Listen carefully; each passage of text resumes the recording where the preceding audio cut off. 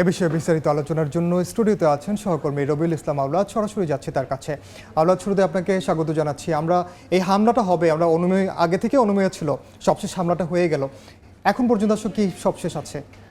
Iran, ধন্যবাদ আপনাকে। আপনি জানেন যে এই হামলার পরে কিন্তু আমরা যেমনটি দেখলাম আমাদের সহকর্মী রায়হানুর রানার প্রতিবেদনে, যে ভারতের প্রধানমন্ত্রী নরেন্দ্র মোদী মন্ত্রিসভার জরুরি বৈঠক করেছেন এবং পাকিস্তানের প্রধানমন্ত্রী শাহবাজ শরীফ কিন্তু তার যে নিরাপত্তা পরিষদ নেই সেই নিরাপত্তা পরিষদে বৈঠক করছে। বৈঠকের পরে আনুষ্ঠানিকভাবে হামলার নিন্দা জানিয়েছে এবং তাদের বক্তব্য এই হামলার পাল্টা জবাব তারা যে কোনো মুহূর্তে দেবে। অর্থাৎ এই যে যুদ্ধের পরিস্থিতি এখন কিন্তু থমথমে পরিস্থিতি বিরাজ করছে।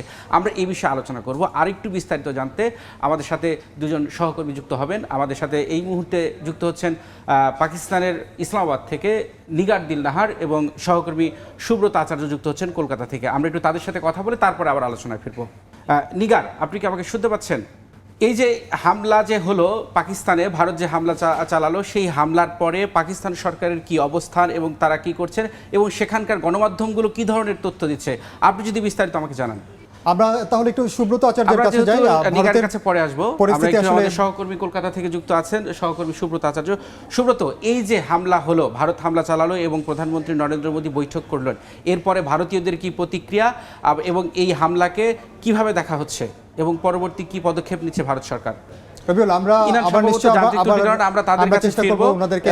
আমরা একটু দেখতে চাই যে এই মুহূর্তে ভারত কি ধরনের পদক্ষেপ নিয়েছে সেই বিষয়গুলো যখন আমরা জানতে পারতেছি। আন্তর্জাতিকভাবেও বিভিন্ন গণমাধ্যমে কিন্তু আজকে সারা দিন এই ভারত পাকিস্তান শিরোনাম হয়ে আছে, তাদের সবগুলো গণমাধ্যমে কিন্তু এই বিষয়টাকে হাইলাইট করছে। আমরা একটু দেখে আসি আসলে এখন পর্যন্ত এই যে হামলাটা হলো, এই ভূমিকাটা আসলে কিভাবে শুরু হলো এবং হামলায় সবশেষ ক্ষয়ক্ষতি আসলে কেমন হয়েছে। হ্যাঁ, আমরা এখন পর্যন্ত জানতে পারছি সেটা হলো যে পাকিস্তানের 9টি অবস্থানে স্থাপনায় হামলা চালিয়েছে ভারত, এমনটা দাবি করেছে এবং এর মধ্যে বিভিন্ন গণমাধ্যমে বিভিন্ন রকম তথ্য আসছে।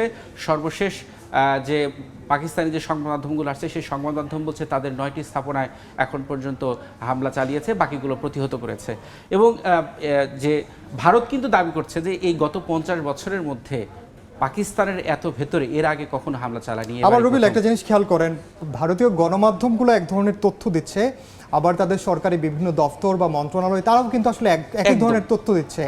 এই ক্ষেত্রে মানুষ আসলে কিছুটা বিভ্রান্ত হয়, বিশেষ করে হতাহতের যে সংখ্যাটা, সেই জন্য বাংলাদেশের দর্শক কিন্তু আমরা আসলে অনেকেই বিভ্রান্তির মধ্যে আছে যে আসলে ঠিক কতজন মারা গেছেন। নিহতের সংখ্যাটা আসলে স্পষ্ট, এক এক গণমাধ্যমে এক এক রকমভাবে দাবি করা হচ্ছে। ভারতীয় গণমাধ্যমে 70 বা তারও বেশি বলা হচ্ছে।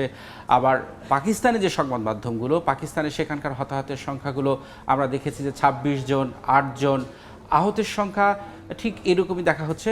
এই যে পার্থক্যটা, এই পার্থক্যটা আসলে সময় গণনার সঙ্গে সঙ্গে ভারত এবং পাকিস্তানের তরফ থেকে যখন আনুষ্ঠানিকভাবে বলা হবে সেই সময়টা আসলে সুনির্দিষ্ট। রবিউল, একটা বিষয়, বাংলাদেশের মানুষও কিন্তু খুব গভীরভাবে পর্যবেক্ষণ করছে দুদেশের মধ্যে কি হচ্ছে।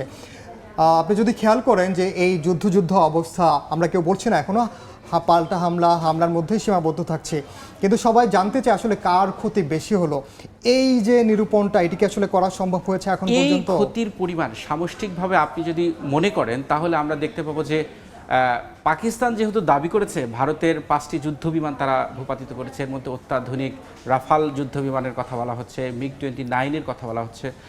এই সামরিক দিক থেকে যদি আপনি অঙ্কের হিসাব করেন, অর্থনৈতিকভাবে যদি বিচার করেন, তাহলে কিন্তু ভারতের একটা আর্থিক ক্ষতি আছে এই হামলায়। আবার সক্ষমতার দিক থেকেও তো নিশ্চয়ই কিছুটা হলেও ক্ষতি আছে। সক্ষমতার দিক থেকে কিছুটা আপনি বলতে পারেন, অবশ্যই এক্ষেত্রেও কিন্তু কিছুটা হতে পারে, কারণ তারা প্রতিহতের দাবি করেছে। আপনি যখন একটি দেশকে যখন হামলা হয়, সেই হামলাটা তার প্রতিরক্ষা ব্যবস্থার সক্ষমতার দিকটা বিবেচনা করা হয় প্রতিরক্ষার দিক থেকে। তারা যদি সেভাবে পাকিস্তান যেভাবে দাবি করছে, যারা বলছে যে আমরা তাদের অধিকাংশ হামলা প্রতিহত করেছি, আমরা এই সবগুলো একটু আগেও আমরা কথা বলেছি এগুলো নিয়ে, কিন্তু এই মুহূর্তে এসে আপনি জানেন এই যদি যুদ্ধ শুরুই হয়ে যায় দুপক্ষের মধ্যে, বিশ্বের কি অবস্থা হতে পারে সেটাও নিশ্চয়ই আপনি ধারণা করতে পারেন।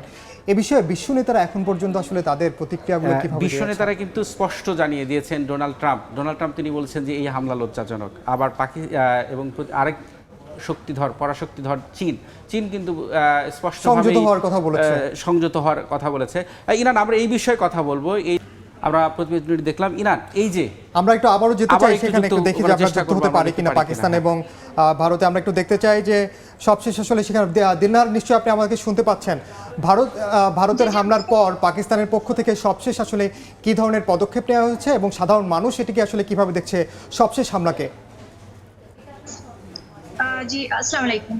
ভারতের ক্ষেপণাস্ত্র হামলার পর কিন্তু পাকিস্তান সরকার এবং সেনাবাহিনী কঠোর অবস্থান নিয়েছে। সেখানে কিন্তু পাঞ্জাব প্রভিন্সে কিন্তু তারা অলরেডি একটা কিন্তু এমার্জেন্সি অ্যালার্ট জারি করেছেন। এখানে সামরিক প্রতিক্রিয়া যদি আমি বলি, সেখানে পাকিস্তান সেনাবাহিনীতে কিন্তু জরুরি অবস্থা জারি করা হয়েছে এবং পিএফ কিন্তু তারা ভারতের কিন্তু জবাব দিতে তারা কিন্তু তৎপর, তারা কিন্তু রেডি এখনো। এবং তারপর হচ্ছে এখানকার প্রধানমন্ত্রী শেহবাজ শরীফ এবং ডিজি আইএসপিআর বলেছেন যে পাকিস্তানের উপর ভারতের যে হামলাটা ছিল এটা কাপুরুষতার পরিচয়। সিভিলিয়ানদের উপর হামলা করেছে এবং তারা প্রথম হামলা করেছে, সেই জন্য তারা কিন্তু থেমে থাকে, তারা কিন্তু এটার পাল্টা জবাব অবশ্যই দিবেন। এবং আপনারা হয়তো দেখেন যে তারা কিন্তু পাল্টা জবাব দিয়েছেন অলরেডি। ভারতের কিন্তু 5টি বিমান ভূপাতিত করেছে এবং সেই সাথে কিন্তু তারা কঠোর অবস্থান নিয়েছেন। ওখান ব্রিগেড সহ বিভিন্ন হেডকোয়ার্টার্স কিন্তু তারা আক্রমণও করেছেন। তো সেই জায়গায় এখন যদি বলি যে বর্ডার এরিয়াগুলোতে কিন্তু তারা প্রপার একটা ইমার্জেন্সি অ্যালার্ট জারি করে রেখেছে। যদি বর্তমান পরিস্থিতি বলি, সাধারণ মানুষের কথা বলি, তো সর্বপ্রথম আমি কাল রাত 1টায় খবর পাই। আসলে আমি কোনো মিডিয়া থেকে বা এখান থেকে খবর পাইনি। আমার ফ্রেন্ড ছিল কাশ্মীর, সে আমাকে রাত প্রায় 1টার দিকে সে আমাকে খবর দেয় যে ওখানে অ্যাটাক হয়েছে এবং সর্বশেষ খবর অনুযায়ী পাকিস্তানে 26 জন সহ 26 জন নিহত হয়েছে, যেখানে নারী শিশু ছিলেন এবং 46 জন আহত হওয়ার খবর পাওয়া গিয়েছে। এবং প্রথমে বলা হলো যে মিডিয়া থেকে তো বললাম যে 9টা জায়গায় নাকি অ্যাটাক করা হয়েছে। সর্বপ্রথম আমরা পাকিস্তানে জানতে পারি যে 3টা জায়গায় অ্যাটাক হয়, কিন্তু এখন যা জানি যে বিভিন্ন এরিয়া যেমন পাঞ্জাব এবং কাশ্মীরের বিভিন্ন এরিয়া সহ মোট 6টি জায়গায় ভাবে আক্রমণ করা হয়েছে, যেখানে 26 জন নিহত হয়েছে। এবং মানুষের মধ্যে যদি আমি বলি যে শুরুর দিকে কিন্তু পুরো রাত কিন্তু আমরা নিজেরা অনেক জেগেছি এবং আমার ভাওয়ালপুর সাইডে যেখানে অ্যাটাক হয়েছে, যেই ভিডিওটা কিন্তু অনেক বেশি ভাইরাল, ওখানে কিন্তু অনেক বড় একটা করা হয়েছে। তো তারপর যে মুরিদকে বিভিন্ন ধরনের মসজিদে তারা হামলা করেছেন। তো সেই জায়গা থেকে মানুষের মধ্যে শুরুতেই কিন্তু একটা আতঙ্ক ছিল, কিন্তু আমি পরবর্তীতে স্থানীয়দের কাছ থেকে যখন জানতে পারি তখন দেখলাম যে তারা কিন্তু ফজরের নামাজ পড়তে গেছেন। হামলাটা কিন্তু 1টার দিকে মাঝরাতে হয়েছে, কিন্তু তারপরে কিন্তু তারা নামাজ পড়তে গেছেন। তাদের মধ্যে কিন্তু সেই যে ভয়টা সেটা কিন্তু শেষ হয়ে গেছে। সেটা শেষ হওয়ার কারণ হচ্ছে পাকিস্তানের সেনাবাহিনী সহ পাকিস্তান কিন্তু কড়া জবাব দিয়েছেন। এটার জন্য কিন্তু মানুষের মধ্যে যে উদ্বেগটা ছিল, আতঙ্কটা ছিল, সেটা কিন্তু অলমোস্ট শেষ হয়ে গেছে বললেই চলে। নিগার, আপনার কাছে আবার আসবো। একটু আমরা ভারতের কথা একটু জেনে আসতে চাই। সুব্রত, একটু বলবেন যে আমরা তো দেখলাম যে নরেন্দ্র মোদী সেনাবাহিনীর ভূয়সী প্রশংসা করেছেন, এরপর আসলে তারা কি ভাবছে, ভারত এখন পর্যন্ত কি বলেছে ভারতের পক্ষ থেকে, ছোট করে? দেখুন, আমরা যদি একেবারে প্রোটোকল অনুযায়ী বলি, ক্যাবিনেট বৈঠকের পর ভারতের প্রধানমন্ত্রী নরেন্দ্র মোদী, দ্রৌপদী মুর্মু রাষ্ট্রপতি তার সঙ্গে দেখা করেন এবং এই প্রতি উত্তর হামলা, ঠিক আমাদের ভারতের ভাষায় সেটা কি হামলা বলা হচ্ছে না, তারা বলছে যে 22 এপ্রিল যে তাদের ভাষায় যে জঙ্গি হামলা হয়েছিল, নিরীহ ভারতীয়দের ওপর তারা বেছে বেছে একটি ধর্মের মানুষকে মারা হয়েছিল, তারই প্রতি উত্তর দিয়েছে। এবং সেই প্রতিউত্তর কিভাবে দেওয়া হয়েছে সে বিষয়ে একেবারে ভিডিও চিত্র নিয়ে রাষ্ট্রপতির কাছে প্রধানমন্ত্রী যান। এবং আপনি জানেন যে কিছু সময় আগে সীমান্তবর্তী 10টি রাজ্যের মুখ্যমন্ত্রীর সঙ্গে কিন্তু আমাদের দেশটির স্বরাষ্ট্রমন্ত্রী তার ভার্চুয়ালি বৈঠক। আপনি জানেন যে আমি যে রাজ্যের বাসিন্দা, পশ্চিমবঙ্গ যেহেতু সীমান্তবর্তী রাজ্য, সেই পশ্চিমবঙ্গের মুখ্যমন্ত্রীও সে ভার্চুয়াল বৈঠকে ছিলেন। এছাড়া রাজস্থান, গুজরাট, উত্তরাখণ্ড, উত্তরপ্রদেশ, বিহার এবং সিকিমের মুখ্যমন্ত্রীরাও এই বৈঠকে ছিলেন।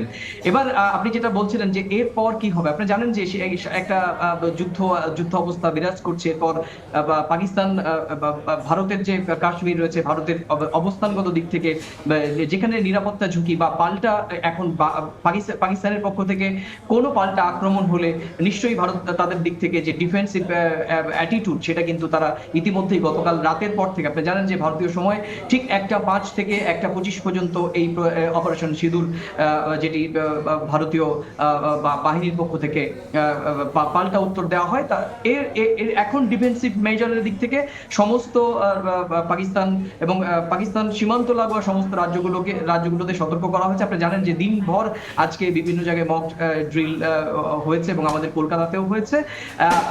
আজকে সামগ্রিকভাবে নিরাপত্তা আঁটসাঁট করা হয়েছে। যে কোনো ধরনের পাল্টা বা পাকিস্তানের পক্ষ থেকে যদি পাল্টা আক্রমণ হয় তাহলে সেক্ষেত্রে আবার তারাও আসলে পরবর্তীতে সিদ্ধান্ত নেবে। সুব্রত, আপনাকে ধন্যবাদ এতটুকু জানানোর জন্য। নিগার দিলনার, আপনার কাছে আরেকবার আসতে চাই যে আমরা দেখেছি যে ভারতের রাজনৈতিক জোটগুলো, বিরোধী দলগুলো এক হওয়া শুরু করেছে। পাকিস্তানের ক্ষেত্রে এখন পর্যন্ত আসলে সরকারকে সহযোগিতার বিষয়ে বিরোধী দলগুলো কোনো বিবৃতি দিয়েছে কিনা, তারা আসলে এই ভারতের অভিযানটাকে কিভাবে দেখছে? ইনান, আরও একটি বিষয় আপনার সাথে যুক্ত করতে চাই নিগার দিলহার সাথে, আসলে সেটা হলো যে ভারতের এর যে ইম্প্যাক্ট কি অভিযানটা করতে পারে ছিল, অর্থনীতি? যে সহকর্মী রবিউল আহ্লাদ তারা বলছিলেন যে কিন্তু আসলে ইম্প্যাক্টটা কি হতে পারে পাকিস্তানের উপর। ওকে, পাকিস্তানের উপর দেখেন যে আমি এটা শুধু পাকিস্তানের উপরে বলবো না, যুদ্ধ কিন্তু কোনো দেশের জন্যই ভালো না। যদি পাকিস্তান এবং ইন্ডিয়ার এই যুদ্ধটা চলে সেক্ষেত্রে কিন্তু আমাদের উপরেও একটা ইফেক্ট পড়বে। সেখানে দেখেন যে মানুষের মধ্যে কিন্তু একটা অলরেডি কিন্তু একটা উদ্বিগ্ন মানুষ কিন্তু এটা নিয়ে। সেখানে ব্যবসা বাণিজ্যের ক্ষেত্রে, বিনিয়োগের ক্ষেত্রে কিন্তু অনেক কিছু ব্যাহত হবে। একটা কান্ট্রিতে যখন একটা নিউক্লিয়ার অ্যাটাক বা তারা কোনো ধরনের অ্যাটাক করবে, সেখানে কিন্তু পুরো কান্ট্রির অবকাঠামো চেঞ্জ হয়ে যাবে। এখানে কিন্তু সাধারণ মানুষের ক্ষতি হবে। যেমন দেখেন লাস্ট যে অ্যাটাকটা করা হলো, এখান থেকে কিন্তু আমরা যারা কয়েক সপ্তাহ ধরে কিন্তু এটা নিয়ে কিন্তু একটা আলোচনা চলতেছিল, ইন্ডিয়া থেকে হুমকি দেওয়া হচ্ছিল এবং এখান থেকে কিন্তু প্রপার একটা প্রিপারেশন নিয়ে রাখা ছিল। আমরা কিন্তু ভাবছিলাম যে মানে আমাদের ধারণা ছিল যে হ্যাঁ, যদি অ্যাটাক হয় তাহলে কিন্তু কাশ্মীর সাইডে হবে। বাট এটা কিন্তু আনফরচুনেটলি এটা কিন্তু সিভিলিয়ানদের উপর এবং সেটা কিন্তু পাঞ্জাব সাইডের বিভিন্ন এরিয়াতে হয়েছে। এটা কিন্তু আমরা একদমই এক্সপেক্ট করি নাই। সেই জায়গা থেকে আমি যদি বলি যে এখানে দেখেন, এখানে কিন্তু সাধারণ মানুষেরই ক্ষতি হবে। ব্যবসা বাণিজ্যের ক্ষেত্রে, অর্থনৈতিক ভাবে একটা দেশ কিন্তু একদম শেষ হয়ে যাবে। সেই জায়গা থেকে আমি মনে করি যে শুধু ইন্ডিয়া পাকিস্তান না, দুই দেশেরই এবং আশেপাশে যতগুলো দেশ আছে সব দেশেরই কিন্তু একটা প্রভাব পড়বে এই ব্যাপারে। জি, নিগার দিলনার, আপনাকে ধন্যবাদ। সুব্রত, 1 মিনিটে যদি আপনি আমাদেরকে বলেন যে ভারতে আসলে কি ধরনের সংশয় করছে, যে তাদের উপর আসলে প্রতিক্রিয়া কেমন হতে পারে, কিংবা তারা অর্থনৈতিক কোনো ঝুঁকিতে আছে কিনা? দেখুন, ভারত এই ক্ষেত্রে ইউনাইটেড। ভারতের সমস্ত রাজনৈতিক, আপনারা জানেন যে এই ঘটনার পর 22 এপ্রিলের পর কিন্তু ভারতের সমস্ত রাজ্যের মুখ্যমন্ত্রী নানা নানা রাজনৈতিক মতাদর্শ ভুলে প্রধানমন্ত্রী নরেন্দ্র মোদীর উপর আস্থা রেখেছিলেন এবং এর পর যে ধাপে ধাপে সেটি আমাদের দর্শকরা সকলেই জানেন। তবে এই মুহূর্তে দাঁড়িয়ে যেখানটায় দাঁড়িয়ে এই মুহূর্তে যেটা সামনে আসছে, যে এই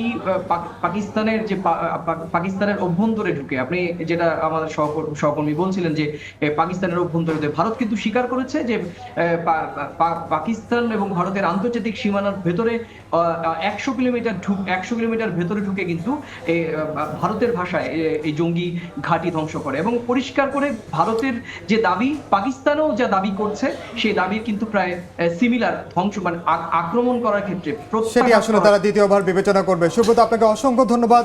নিগার দিলনার, আপনাকে অসংখ্য ধন্যবাদ আমাদের সঙ্গে যুক্ত হওয়ার জন্য। রবিউল, যেমনটি সহকর্মীরা বলছিলেন, আমরা যেমনটি দেখতেছিলাম যে ভারতের যে এই হামলার পরে শুধু পাকিস্তান কিংবা ভারত নয়, পুরো অঞ্চলেই এই এশিয়ার যে দেশগুলো রয়েছে, প্রতিবেশী দেশগুলো আছে, তাদের প্রতি একটা প্রভাব পড়তে পারে বলে একদম মনে করছেন রবিউল। বিশ্লেষকরা। আমরা নিশ্চয়ই পরবর্তী আরো আলোচনা করব। ধন্যবাদ আপনাকে আমাদের সঙ্গে যুক্ত হওয়ার জন্য। স্টুডিওতে ছিলেন সহকর্মী রবিউল ইসলাম মাওলা।